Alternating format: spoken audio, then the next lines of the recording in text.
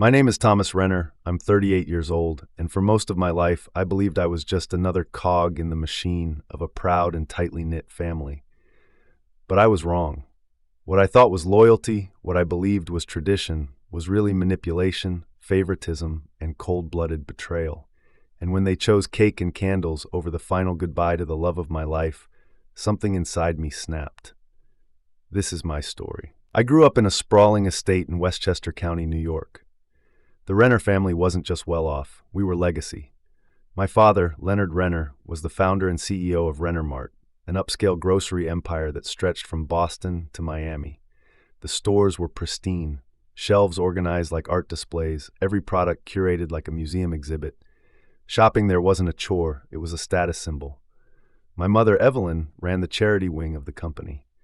Publicly, she was the kind, giving face of the Renner brand. Privately, she was cold, exacting, and obsessed with appearances. I was their firstborn, the one groomed to one day take over the empire.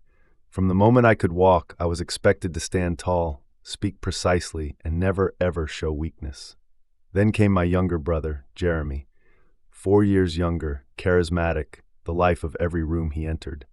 While I was expected to be the backbone, Jeremy got to be the heart, and eventually, the favorite. No matter how hard I worked, how many late nights I spent at company meetings, Jeremy always seemed to capture my parents' full attention with a single lazy grin and a joke. Still, I held my role with pride. I didn't ask for more. I didn't challenge their preference. I believed foolishly that loyalty and hard work would eventually be seen. That belief finally broke when I met Isla. It was during a conference in Chicago, a networking event for high-end food suppliers and retailers. I was representing Renner Mart, locked in a discussion about European dairy imports when I caught sight of her across the room. She wasn't dressed to impress like the rest of us.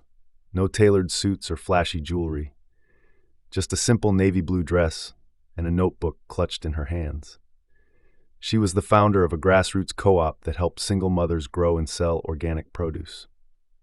Her name was Isla Moreno. I introduced myself, expecting the usual flustered response people gave when they learned who I was. But Isla just smiled politely and returned to her notes. Intrigued, I followed up. We talked.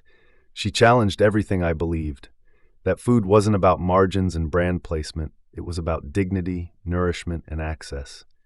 I laughed at first, but slowly she shifted something inside me. She didn't want my money, my name, or my connections. She wanted partnership. And that was something I had never experienced before. We fell in love fast. To her, I wasn't Thomas Renner of Renner Mart. I was just Tom. She saw the parts of me that even I'd forgotten existed. And when I told my parents about her, I expected resistance. Yes, but not war. Leonard Renner despised her instantly. "She's beneath you," he said bluntly during a dinner at our estate. "She's just another activist with dirty boots and romantic ideals. She doesn't understand legacy." Evelyn didn't say much, but her silence was louder than any scream. They didn't attend our wedding. Jeremy showed up drunk and made a speech about how proud he was that I finally found someone to loosen me up. I smiled through gritted teeth, holding Isla's hand under the table. But none of it mattered, because Isla made me feel whole. We moved to Seattle, far from the shadow of the Renner estate. I took a job with a logistics startup focusing on ethical food sourcing. She continued running her co-op. We built a small home together. It wasn't opulent like the mansion I'd grown up in, but it was warm, filled with laughter and life. A year later, our daughter Sophia was born. Those years were golden. We were building something real. And though my parents rarely called and visits were sparse, I didn't care. I had my family now. Until the accident. It was the first week of November. Rain poured non-stop in Seattle. Isla was driving back from one of her co-op farms just outside the city. A truck skidded across the median and slammed into her car. She died on impact. I was home with Sophia when the police knocked. The world ended that night. I didn't cry, not at first. I just held my daughter and stared at the wall, heart pounding in a deafening rhythm of disbelief. I called my parents, not for comfort, but to inform them. "Isla's dead," I said, barely recognizing my own voice. "The funeral is Friday." Silence. Then my father's response. "Friday's Jeremy's birthday." I blinked, thinking I misheard. "We have a party planned," he continued. "It's his 35th. A big one, guests flying in. You know how much he means to this family. I didn't scream. I didn't beg. I just ended the call. Not a single Renner showed up to Isla's funeral. Not Leonard, not Evelyn, not even Jeremy, despite my daughter asking why Uncle Jer wasn't there. They celebrated with champagne and caviar while I stood over my wife's grave, clutching my daughter's tiny hand, wondering how people so cold could ever have called themselves family. That day, something inside me died, and something else awakened. I wasn't going to beg for their love anymore. I wasn't going to chase their approval. I would build a new legacy, not for them, but for Isla, for Sophia, and for every invisible person they'd ever looked down on. And I would make sure they wished every day for the rest of their lives that they had chosen differently. Grief has a way of rewiring your entire soul. In the days after Ila's funeral, I barely recognized the man I saw in the mirror. The tie I wore to say goodbye to her still hung on the bathroom doorknob, untouched. My daughter Sophia would wake up crying for her mother at night, and all I could do was hold her, whispering lies that Mommy was watching us from the stars. But one thing was clear. Something had to change. I returned to our small home in Seattle, the walls still holding echoes of her laughter. Every corner hurt. The scent of her shampoo lingered in the pillows. Her handwriting still danced across grocery lists pinned to the fridge. I couldn't erase her, and I didn't want to. But I also couldn't let this be the end of her story. 3 days after the funeral, I got a call from my father. I should have ignored it. "Thomas," he said, as if we were old friends. I heard it was a tasteful service. Tasteful, that was the word he chose. My wife had died, and he referred to her funeral like it was a cocktail reception. I stayed silent. I know it was difficult, but you understand, we had long-standing commitments for Jeremy's birthday. It was a milestone, 40 guests catered. "You chose a party over your own daughter-in-law's funeral," I said, my voice flat. There was a pause on the line. Then, as if reading from a PR script, he replied, "We sent flowers." I hung up. That was the moment I decided. I wasn't just walking away from the Renner family. I was going to dismantle everything they stood for. But I had to be careful. Leonard Renner wasn't just a CEO. He was a strategist, ruthless. He hadn't built Rennermart through kindness or luck. He'd crushed competitors with quiet smiles and iron fists. If I was going to take him down, I had to be precise, patient, and invisible until it was too late. I needed leverage. And ironically, it came from Isla. A few months before the accident, Isla had begun working with a local startup that specialized in decentralized food distribution. Their mission was to bridge the gap between local farms and urban communities using smart logistics. She believed it could change the food system, make it less dependent on giants like Rennermart. After her death, I found her project notes, detailed ideas, supply chain diagrams, and contacts she'd made. I also found a business proposal. She'd been preparing to present it to investors. As I read through the pages, I felt her voice in every paragraph. Every sentence echoed her conviction. Food shouldn't be a luxury. Access is a right. I knew what I had to do. I reached out to her former partners. They were hesitant at first. Grieving widower stories are common, and trust isn't built easily in the business world. But when I showed them Isla's notes, her blueprint for transforming food logistics, they listened. We formed a new company, Heartroot. The name came from one of Isla's phrases, "The root of any change must be the heart." I put in everything I had, my savings, my contacts, my blood. It wasn't about profit, it was about purpose.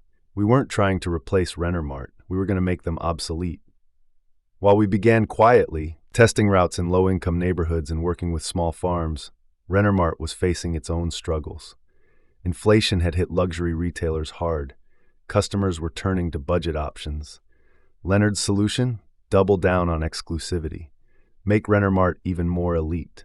It was a fatal miscalculation. Meanwhile, Heartroot partnered with local producers, building a network driven by transparency and community. No bloated supply chains, no $10 tomatoes, just good food, from real people, delivered quickly. Sophia was my motivation through it all. She was 4 now, too young to understand corporate warfare, but old enough to notice the tension in my face every time I answered a call. Each night, I told her stories. Stories where heroes wore aprons and carried crates of vegetables instead of swords. In my bedtime tales, the villains weren't dragons. They were monopolies that hoarded food while children went hungry. I didn't tell her they were based on real people. Not yet. Word about Heartroot spread. Quietly, virally. A single tweet from a mother in Tacoma showing her weekly groceries delivered for under $40. An Instagram post of our delivery team giving free produce to a local school. And slowly the tide began to turn. But the turning point came 6 months later. A renowned business columnist wrote a piece titled, "The Heartroot Revolution: Why Renner Mart Should Be Worried." He compared our model to what Renner Mart refused to acknowledge, that the future of food wasn't in polish and prestige. It was in community, access, and agility. Leonard called me that night. "Do you think this is cute?" he snapped. "Playing rebel with a conscience?" "No," I replied calmly. "I think it's justice. You're turning your back on your own blood." "No," I said. "You turned your back on mine, on Isla, on Sophia." There was silence. For once, he had no retort. I ended the call and stared out the window at the lights of Seattle blinking against the night sky. This wasn't just personal anymore. It was war. And I had only just begun. Building a revolution is slow, messy, and heartbreakingly human. Heartroot wasn't some overnight miracle. It was scraped together in borrowed offices, fueled by grief and adrenaline, run by people who believed in something bigger than quarterly profits. But it was working. Within a year, we'd expanded to 5 cities across the Pacific Northwest. Our Farm to Every Table initiative was making waves. For the first time, families in underserved neighborhoods could order fresh produce directly from local farms, delivered within 24 hours and at prices half of what Renner Mart charged. Our app wasn't flashy, no golden UI, no fake lifestyle branding, but it was intuitive, transparent, and honest. Customers knew exactly where their food came from, who grew it, and what it really cost.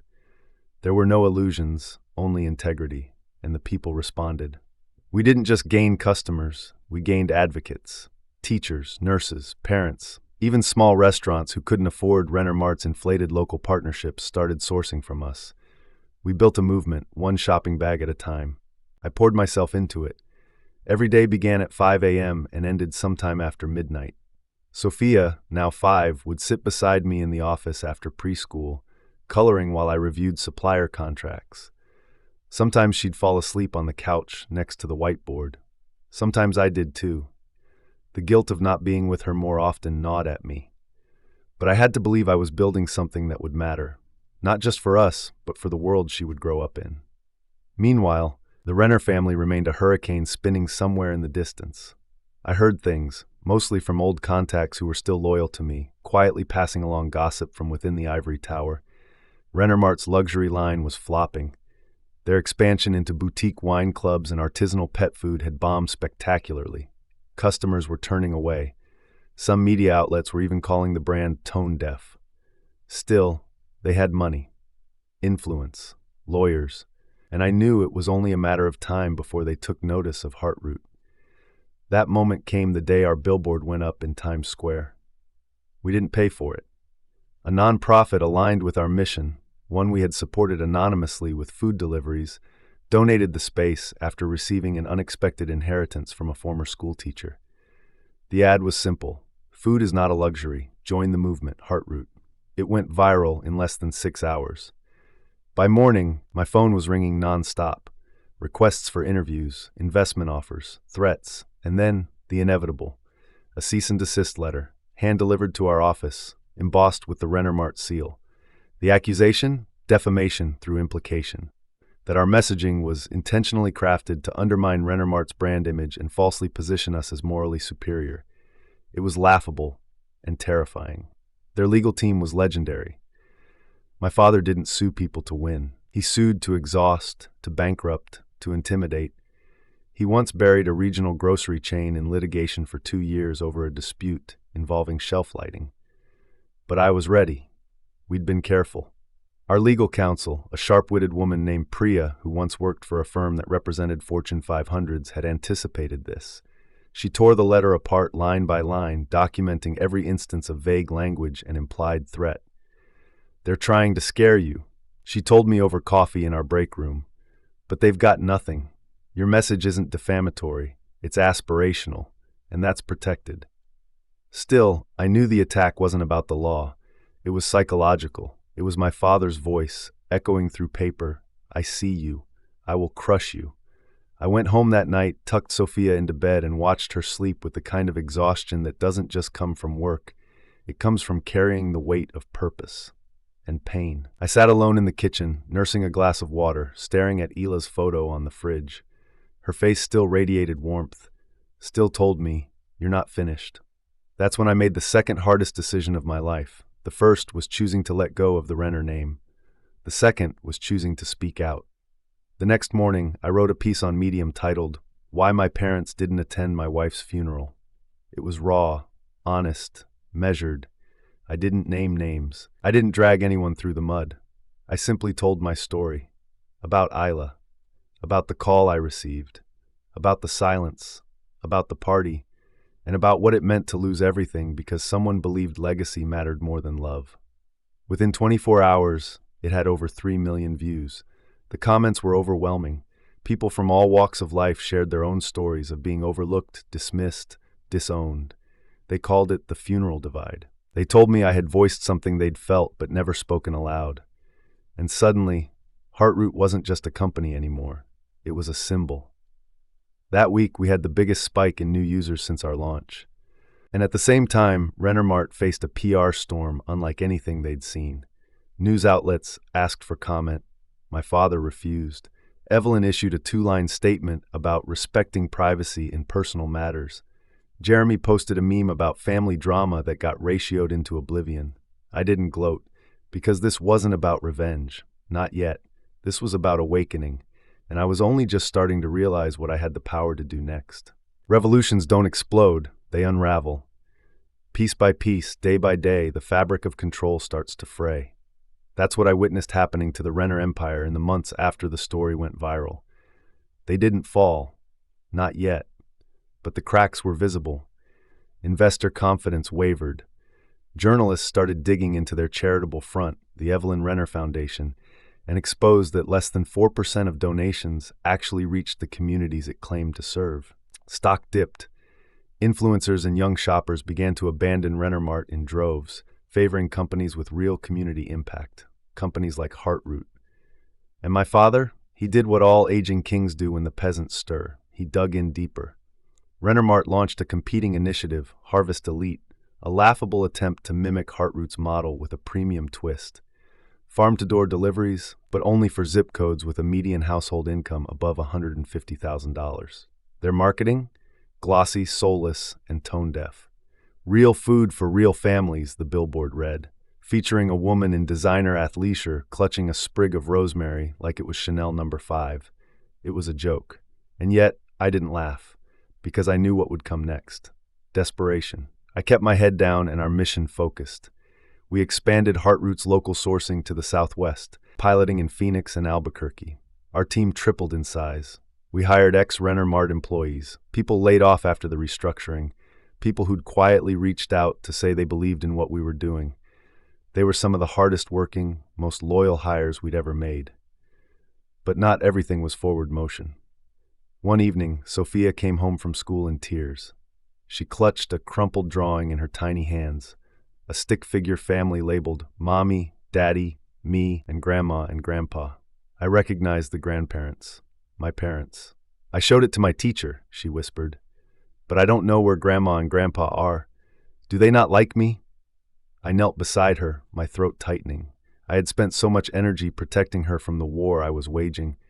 But how do you explain to a child that her grandparents chose silence over love? They do love you, I lied, brushing her hair gently. But sometimes grown-ups forget how to show it. It broke something in me. Later that night, I called Evelyn. I don't know why. Maybe I wanted her to prove me wrong. Maybe I wanted to give her one last chance. She answered on the third ring. Her voice was tight, guarded. Thomas, I'm not calling for me, I said. It's Sophia. She asked about you. A pause. I think about her, she said, all the time. She thinks you don't love her. I do, Evelyn whispered, but there was no conviction in her voice. Only habit. It's complicated. No, it's not, I said. You had the chance to be there, to hold her when she lost her mother, and you chose not to. You know your father. I'm not talking about him. I'm talking about you. Silence. Then she said something I'll never forget. If I came now, it would look like weakness, like an apology. Leonard wouldn't. I hung up. In that moment, I understood. She wasn't captive. She was complicit. She'd made her choice long ago, and I had to stop hoping for something different. So I buried the past, again, and I focused on what mattered, Sophia, Heartroot, and the legacy Isla would have wanted.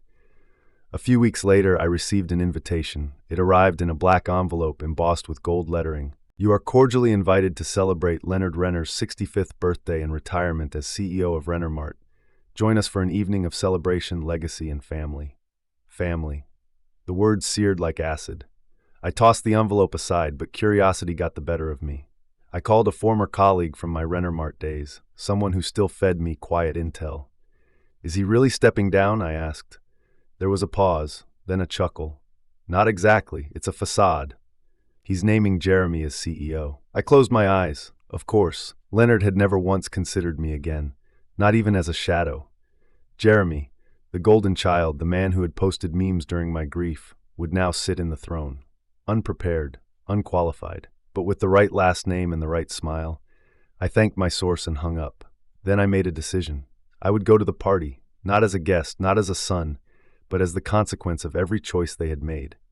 I had no plan yet, just a calm, burning resolve. I would attend not to throw a fit, not to make a scene, but to look my father in the eye and remind him that while he was busy crowning his heir, I was building an empire of my own, one rooted not in vanity, but in vengeance. The night of Leonard Renner's retirement gala arrived cloaked in the kind of pretentious grandeur only he could orchestrate.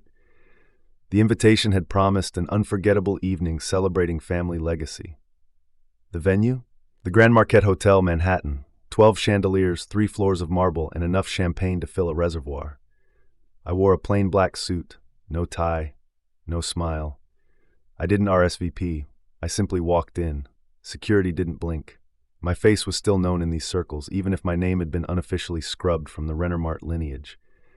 They assumed I was a returning prodigal son, here to witness the coronation of Jeremy the Magnificent. Inside, the atmosphere reeked of power and desperation. Men with gray temples and gold watches traded lies over foie gras. Their wives wore diamonds large enough to anchor boats. A string quartet played something elegant in the background, nearly drowned out by the sound of egos rubbing against one another. And then I saw them. Leonard stood near the bar, tall, silver-haired, immaculate in a custom Brioni tuxedo. Evelyn was beside him, clutching a flute of champagne like it was her only oxygen source. Jeremy held court near the staircase, surrounded by trust fund heirs and washed-up television executives. None of them noticed me. Not yet. I stayed on the edge of the ballroom, observing, listening. They toasted Leonard's visionary leadership.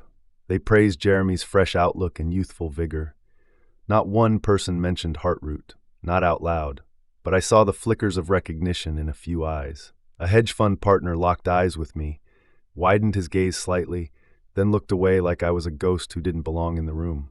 But I did belong. I belonged more than anyone else there. An hour into the evening, the lights dimmed, and a spotlight hit the central stage. Leonard took the microphone. Friends, family, partners. Tonight marks the end of an era and the beginning of a brighter one. For over 4 decades, Renner Mart has been more than just a company. It has been a promise to uphold excellence, sophistication, and legacy. There was applause. He waited, then continued. It is with great pride that I pass this torch to the next steward of that promise, my son, Jeremy. Spotlight shift. Applause again. Louder this time. Jeremy walked up grinning like he'd won a talent show. Leonard handed him a gold-plated key engraved with the company crest. I couldn't stay silent. I moved forward. Each step felt heavier than the last, not from fear, but from the weight of every betrayal, every missed funeral, every unanswered call. As I approached the edge of the crowd near the stage, I felt the tension ripple around me. Evelyn spotted me first. Her champagne flute tipped slightly in her hand. Her eyes widened, then quickly darted toward Leonard. Jeremy turned, still smiling, then saw me. The smile cracked. Leonard saw me last. His face didn't change at first. It simply froze like a predator clocking the return of prey it thought it had killed. I didn't take the mic. I didn't make a scene. I simply spoke, calmly, clearly, from where I stood, projecting so the entire room could hear. Congratulations, Jeremy, I said. It takes a special kind of man to step into a throne while stepping over a grave. The room went silent. Every glass in the room seemed to stop halfway to every mouth. Leonard's jaw tightened. Jeremy chuckled nervously, trying to regain control. Well, look who finally decided to show up. I did show up, I said. To my wife's funeral, to my children's grief, to my own destruction. You? You had balloons and champagne. Evelyn took a step forward, her voice brittle. Thomas, this isn't the time. It wasn't the time at the funeral either, was it? I turned to the crowd. None of you were there, but you're here tonight, for this parade of ego. Leonard stepped down from the stage, approaching me slowly. You've made your point, he said, voice low and dangerous. Now leave. Don't embarrass yourself further. I stared at him. I didn't flinch. I'm not the one who should be embarrassed. Then I leaned in slightly, close enough that only he could hear me. I'm not here to stop the coronation, Dad. I'm here to remind you that while you were busy protecting your throne, I was building a kingdom. He blinked. Heartroot isn't just a company, it's a movement, and every choice you've made, every lie you've told, every silence you forced on our family, it's catching up to you. He tried to speak. I cut him off. Enjoy your party. I turned and walked out. No one tried to stop me. They parted like water as I passed, silent, stunned, unsure of what they'd just witnessed. Outside, the wind was cold. I loosened my collar and took a deep breath. I hadn't burned the house down. Not yet, but I'd lit the match. The fallout began before I even reached my hotel.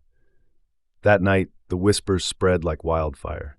Social media posts, anonymous tips to journalists, blurry phone videos of my confrontation with Leonard, taken by guests too stunned to intervene, but never too stunned to record. A 10-second clip of me saying, I was building a kingdom, was already trending by the time I sat down on the bed and opened my laptop. Heartroot King, Renner Reckoning, family funeral fail. By morning it was news. The Guardian. Renner Mart Scion's shocking speech exposes family rift. Forbes, heir-turned rival, the rise of Thomas Renner and Heartroot's quiet coup. The New York Times. When legacy becomes liability, how one family's empire is cracking from within. I didn't flinch, not once. I knew exactly what I had done. This wasn't just a speech. It was a declaration. Heartroot's site saw a 420% spike in traffic over the next 48 hours. Thousands of new users signed up. Our partnership's inbox was flooded with inquiries. Farms, schools, distributors, nonprofits, everyone wanted in. I gathered my executive team that Monday. We sat in our modest open-space office in Seattle. No Art Deco walls, no leather chairs, just folding tables, laptops, and people who cared more about impact than image. Priya, our legal lead, stood beside the whiteboard and said what everyone was thinking. They're going to hit back. She was right. Renner Mart released an official statement calling my presence at the gala an unfortunate display of emotional instability and questioned Heartroot's ethical leadership. They positioned Jeremy as a unifying figure for the next generation. I laughed when I read that. Jeremy? Unifying? He couldn't unify a lunch order. Still, their PR machine was powerful. They tried to control the narrative, spinning me as a bitter ex-heir, using grief to push a vendetta. But it didn't work. Not this time. Not with the truth already out there. People had seen enough of glossy lies. They wanted grit, vulnerability. They wanted what we were offering. But I wasn't naive. This wasn't over. 3 weeks later, the first strike came. An anonymous complaint was filed against Heartroot alleging labor violations.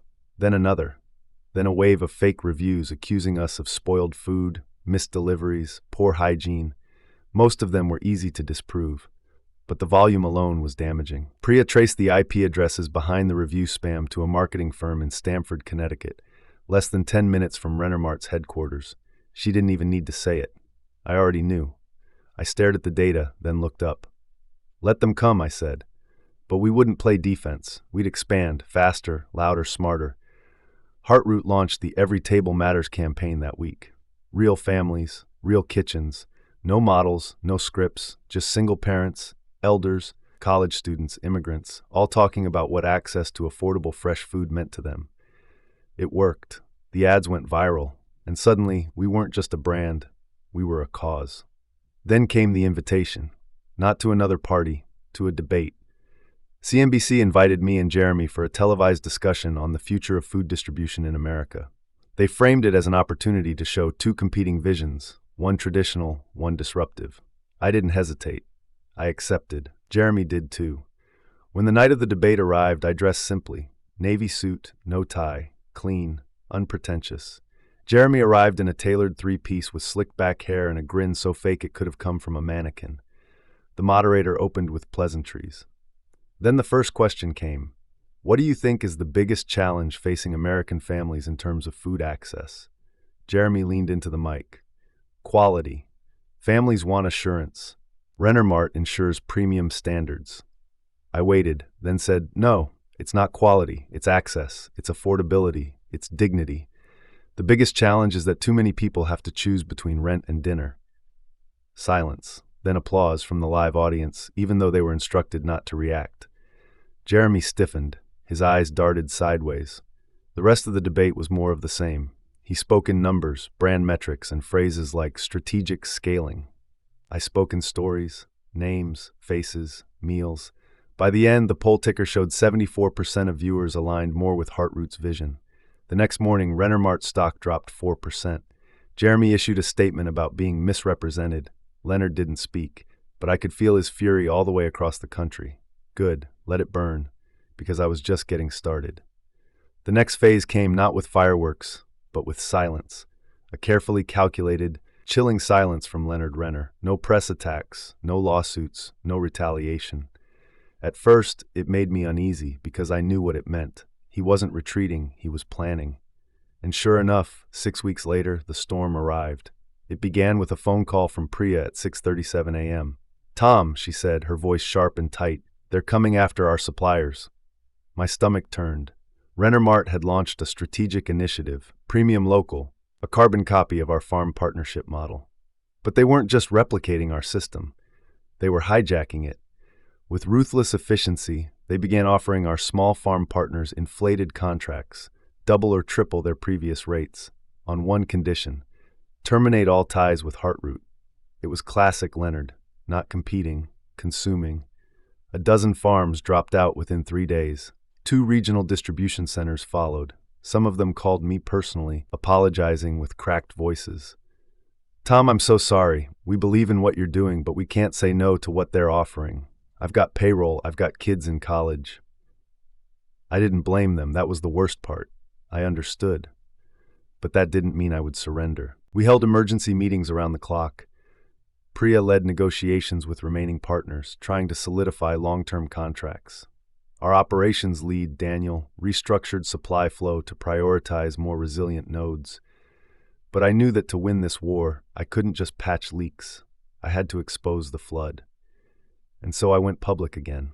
This time, I didn't just write a blog post. I gave an interview to 60 Minutes. The segment aired on a Sunday night. I sat across from the host in a worn denim jacket, no makeup, no production gloss, just raw truth. We spoke for 37 minutes. They aired 17. In it, I told the story. How Renner Mart had offered inflated contracts to destroy Heartroot's farm network. How they were driving local suppliers into silence and dependence under the illusion of premium access. And then I dropped the bomb. They're not supporting local. They're weaponizing it. The footage cut to testimony from 3 farm owners, faces blurred, voices altered, confirming everything I'd said. By Monday morning, the damage to Renner Mart was nuclear. #weaponized local Heartroot truth, boycott Renner Mart. Senators tweeted. Activists rallied. Even celebrities joined in. One of the most powerful food journalists in the country wrote an op-ed titled, "When the farmer bows to the brand, we all lose." Renner Mart scrambled. Jeremy called a press conference to clarify their position. He stammered through talking points, contradicted himself twice, then stormed off when asked if his family had ever visited a working farm. It was a disaster. And in the silence that followed, something incredible happened. The farms came back. Not all, but enough. Enough to survive. Enough to breathe. And one of them, O'Hara Family Farms in Iowa, did something I'll never forget. They printed our logo onto a banner and hung it over their market stand. It read, "Rooted in something real." That night, I sat on the balcony of our Seattle apartment, watching Sophia sleep through the glass door. She was 6 now, sleeping in her mother's old t-shirt, a book still open in her lap, and I let myself cry, not out of pain, but out of something even deeper. a strange, fragile sense of hope, because I knew, finally, that I wasn't just reacting to Leonard anymore. I was leading, and the world was following. Hope is a fragile thing. It flickers when the wind changes, and just when you think you've shielded it enough to grow, something comes to test its flame. Ours came in the form of sabotage. 3 months after the 60 Minutes interview, just as Heartroot began piloting a partnership with a major West Coast school district to deliver fresh lunches to over 50,000 children, we were hit. Literally. One of our central warehouses in Sacramento went up in flames. Not an accident. Arson. The fire was traced back to a deliberate electrical overload in the primary refrigeration unit. Someone had bypassed the circuit breakers. Surveillance footage was inexplicably erased.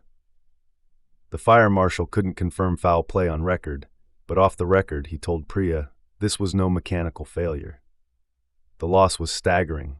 200 tons of produce, thousands of planned deliveries, jobs at risk, reputation fragile. The media speculated, of course. Was it corporate warfare, a random act, a disgruntled employee? I didn't say a word publicly. I just watched, waited, and 2 days later received the proof I didn't ask for, an unmarked envelope, no return address. Inside, a USB stick and a single sentence on white paper, typed in all caps. Your father doesn't play to lose. I plugged in the USB, grainy video. Security cam footage, clearly from our warehouse system before it had been wiped. 2 men, masked, dressed in maintenance uniforms, working on the circuit box. One of them pulls out a burner phone to check a text message. Pause, zoom. It was blurred, but I could make out part of the screen. From JR, Jeremy Renner. It was too perfect, too obvious, too fast, and I knew exactly what it was. A trap. This wasn't a whistleblower trying to help. This was bait. They wanted me to go public, to accuse Jeremy directly, to act out of rage. Then they'd bury me in libel suits, claim deepfakes, discredit our entire movement as paranoid propaganda. I stared at the footage for hours and did nothing. Not publicly, not yet. Instead, I met with Priya and our most trusted core team. We decided on a different path, one Leonard wouldn't expect. We turned to the community. We launched the Root Rebuild Fund, a donation-based initiative with full transparency. We published the details of the fire. We showed the losses. We explained how every dollar would go toward rebuilding, rehiring, and rerouting. And in 72 hours, something miraculous happened. We raised $9.2 million from individuals, from teachers, from students, from farmers. One kid in Portland donated $1.47 and wrote in the comments, "Because Heartroot is how I get apples for lunch." I sat at my desk reading that, blinking through tears. Leonard could burn buildings, but he couldn't burn people. He couldn't stop this tide, and so we rebuilt. Not just Sacramento. We used the funds to open 2 smaller, distributed micro-hubs across Northern California, harder to sabotage, easier to scale, and we did it in 28 days. The press called it a logistical miracle. We called it survival. A month later, a source inside Renner Mart leaked a strategy document to us. It included phrases like contain narrative, decentralize blame, and one very telling bullet point: begin prepping contingency plan in case of aggressive acquisition. I knew what that meant. Leonard wasn't going to beat us in the open market. He was going to try to buy us, wrap his claws around Heartroot, kill it from the inside, and wear our mission like a skin suit. He didn't understand. We weren't for sale. A week later, the offer came. Not directly, of course, through a neutral holding group that claimed to be a social impact investment vehicle. The figure? $112 million. Cash. No negotiation. Priya passed me the folder in silence. I read it, then laughed. I picked up a pen and wrote 2 words across the final page, not interested. Then underneath it, in a different color, tell him I'm just getting started. It was around this time I realized Leonard wasn't fighting a company anymore. He was fighting an idea, and that terrified him more than any market share loss. You can outspend a rival, you can sabotage a facility, you can even manipulate public perception with the right media strings pulled. But you can't buy belief. You can't bribe loyalty built on truth. And you damn sure can't outmaneuver a legacy born from pain. So he tried the only thing he had left: family. It started with a letter, handwritten, delivered to my office in a thick envelope embossed with the Renner family crest. I stared at it for a long time before opening it, half expecting it to explode. It didn't. The first words were familiar, My dear son, I stopped reading there. For a full minute. Then I kept going. Leonard's tone was soft, almost performative, like a man who had watched too many award season dramas. He wrote of regret, of misunderstandings, of the weight of leadership. He spoke of legacy, of the cost of pride, of how business can sometimes overshadow the heart. And then came the real purpose, an invitation, a private meeting, not in a boardroom, not in a courtroom, but at our old family estate in Westchester, the house where I grew up, where I first learned what silence could do to a soul. I almost burned the letter, but I didn't, because something had shifted in me. Not forgiveness, not curiosity, clarity. If this man wanted to finally look me in the eye, he'd have to see everything he created and everything I had become. So I said yes. I left Sophia with Priya for the weekend. I told her I was meeting someone from the past. She just hugged me and said, "Don't let them make you sad again." I promised I wouldn't. The drive to Westchester was eerily quiet, the kind of quiet that makes your chest tighten like your lungs are bracing for impact. As I pulled through the wrought iron gates, memories I'd buried clawed their way to the surface. The manicured lawn, the stone fountain shaped like a lion, the front door that was always too heavy to open as a kid. Leonard answered it himself. He looked older, not fragile but faded, his once perfect hair thinner, his posture slightly bent, not from weakness but from a long, exhausting war with relevance. "Thomas," he said.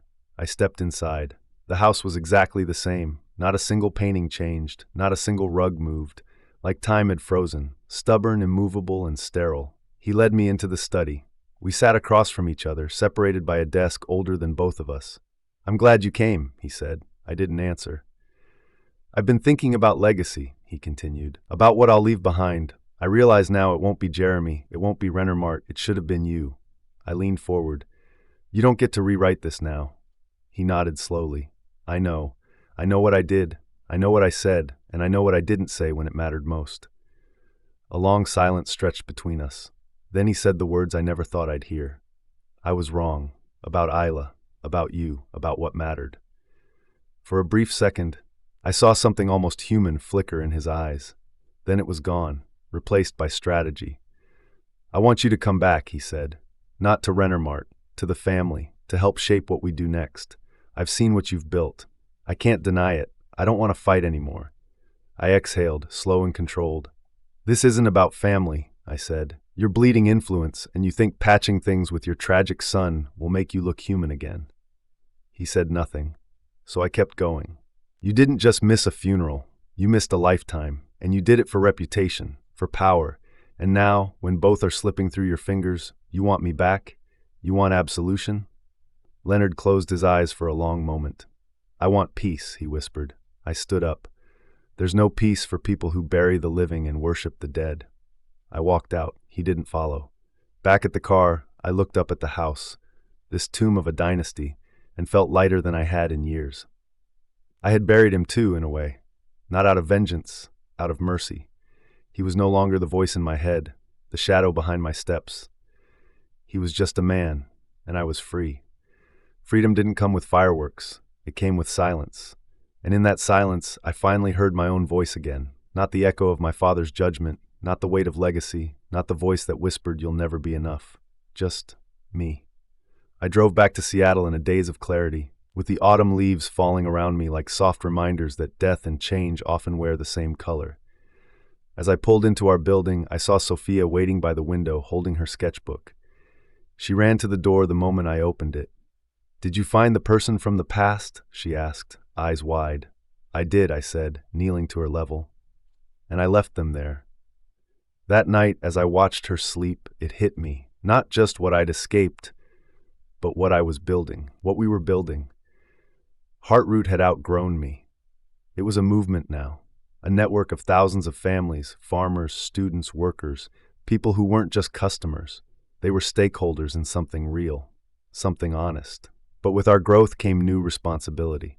We'd expanded to 16 major U.S. cities. We'd launched partnerships with school districts, hospitals, senior homes. Our Every Table Matters campaign had reached millions. But our infrastructure was stretched thin. Our delivery logistics were nearing capacity. We couldn't keep patching with duct tape and heart. We needed evolution, so we created the Heartroot Foundation. Not just a nonprofit arm, a full-fledged entity dedicated to education, food equity programs, urban farming grants, and tech development to support micro-farming in underserved communities. We funded it with 12% of company profits. And to silence any doubt about motives, I did something my father would have called suicidal. I gave up my equity stake. All of it, transferred to the foundation in Sophia's name. I remained CEO, but I owned nothing. The board resisted. Even Priya asked if I was sure. I was. Because this was never about wealth, it was about worth. And worth was something my father never taught me to measure. That announcement made headlines again. But this time there was no scandal, no feud, no drama, just admiration. Even cynics had to admit, this wasn't a PR stunt, it was a statement, a renunciation of the very poison I was raised to inherit. Months passed, and Heartroot didn't just survive, it flourished. We launched Seed to City, a program that trained youth in urban neighborhoods to grow, distribute, and cook their own food. We started community kitchens in food deserts. We partnered with indigenous farming coalitions, and all the while, Sophia grew. So did her questions. One day, as we walked home from school, she asked, "Why don't we ever see Grandpa?" I paused. I could have told her he was busy, or far away, or just old. But I'd promised her honesty, so I said, "Because some people don't know how to love you the way you deserve." She looked up at me. "Then we don't need them," she said. 6 words, and I felt everything I had fought for crystallize. We didn't need them. Not their name, not their legacy, not their money, not their approval. Because we had something they never understood, truth. And from truth comes everything worth growing. Growth, real growth, doesn't shout.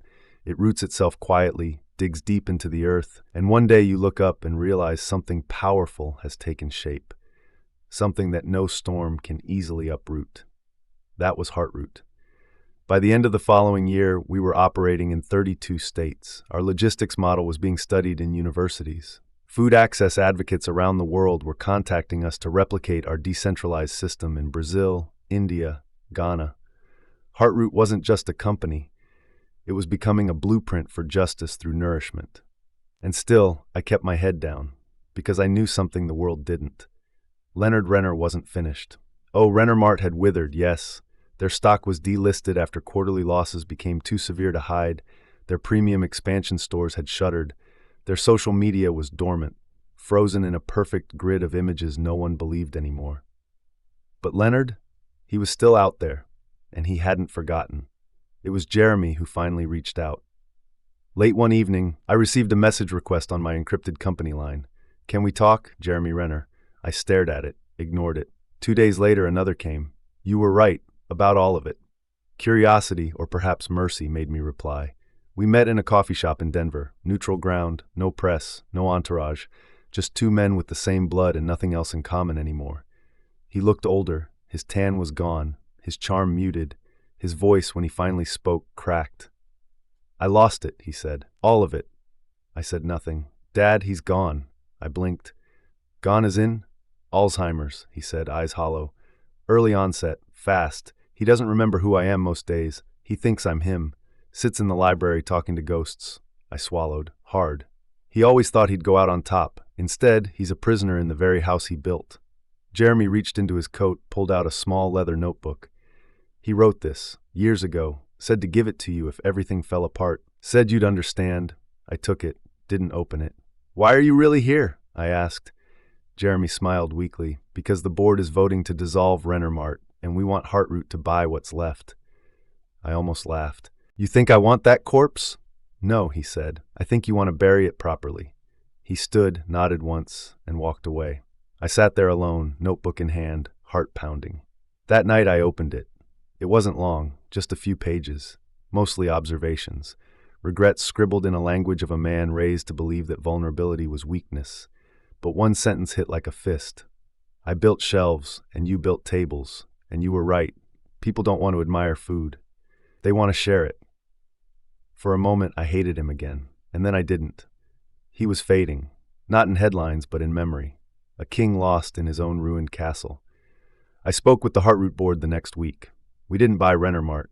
We acquired its remaining infrastructure, warehouses, refrigerated fleets, a few scattered distribution hubs, and we converted them into public food access centers, free meal prep kitchens, training facilities for youth in underserved areas. One of them, our flagship site in Westchester, we renamed the Isla Center for Food Dignity. The press asked for a statement. I gave them 6 words. We're not feeding markets, we're feeding people. They called it the final nail in Renner Mart's coffin, but I didn't see it that way. It wasn't death, it was rebirth, and not theirs, ours. It's strange how stories end, not with explosions or applause, but with a quiet sunrise, a steady breath, a child's laugh echoing down the hallway. It had been nearly 7 years since I lost Isla. 7 years since I held her hand on that final perfect afternoon, since I told her we should do this more often, since fate reminded me that promises are fragile. But in those 7 years I had done more than survive. I had rebuilt. Heartroot now reached every state in the U.S. We had partners in South America, Southeast Asia, Eastern Europe, but more importantly, more than any expansion metric or valuation milestone, we had created something sacred: trust. Communities trusted us. Children in public schools trusted that their lunch wouldn't be the cheapest option, but the healthiest. Single mothers trusted that when they ordered groceries, it wouldn't cost them a week's wages. Farmers trusted that their harvests wouldn't be swallowed by middlemen, but delivered with respect. And every single employee, from drivers to data engineers, trusted that they weren't just clocking in to feed a business, but to feed a purpose. That was Heartroot, and that was Isla. She had planted the seed. All I did was protect it. One late summer evening, Sophia, now 9, sat beside me on our apartment's little balcony, her legs swinging over the edge of the bench. She had her mother's eyes, and my stubborn chin. She held a drawing in her lap. It was a crayon sketch of a grocery store, but unlike any she'd ever seen. There were kids planting vegetables on the roof, a market below with baskets labeled not with prices but with names: Angela's apples, Milo's tomatoes, Mr. Vega's honey. "What's this?" I asked. She beamed. "My store, when I grow up," I smiled. "That's a good store," I said. She pointed to a little stick figure behind the counter. "That's you. You help people find the best peaches." "Of course I do," I laughed. "It's the most important job." Then she grew quiet. "Do you miss Mommy?" "Every day." But I nodded. "Yes." "I do too," she said softly. "But I think she'd like the store, and Heartroot, and you now." That last part hit harder than I expected. I wrapped my arm around her shoulder. "I hope so." We sat in silence as the sun dipped below the city skyline, and for once there was no pain in the quiet, just peace. A few months later, I returned to Portland, to the cemetery. The hill was just as I remembered, wind whispering through the trees, the smell of fresh bread from the nearby bakery we helped fund. The grass was green, well kept, the stones were clean. I knelt down before the 3 graves: Elena Isla Renner, Olivia May Renner, Marcus Leo Renner. I laid 3 sunflowers. One for the woman who taught me that legacy is love, one for the little girl who laughed like the wind, and one for the boy who called me Papa before he could say much else. "I did it," I whispered. "Everything I promised." I closed my eyes, no vision, no voice from beyond, just warmth, and that was enough. When I stood to leave, I didn't cry, not because I wasn't sad, but because for the first time in my life, sadness didn't own me. I owned it. I carried it, gently, and still walked forward.